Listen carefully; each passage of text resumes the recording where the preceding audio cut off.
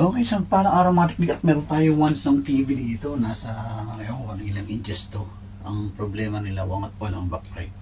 So isang paraan para ma-check natin yung TV kung backlight niya ang problema, gagamit tayo ng ilaw. Ayan, naka-standby po siya ngayon.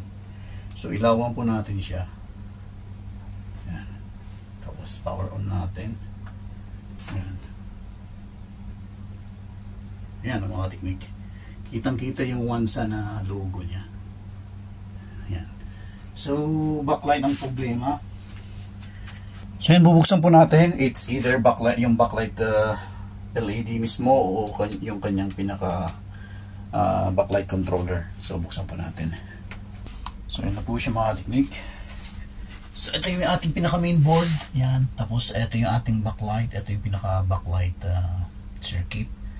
So, unang-una natin gawin pinakamadali.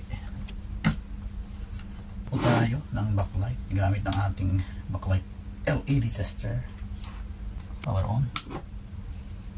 Yun, buhay yung kanyang backlight mga technique. Yan, umilaw pati.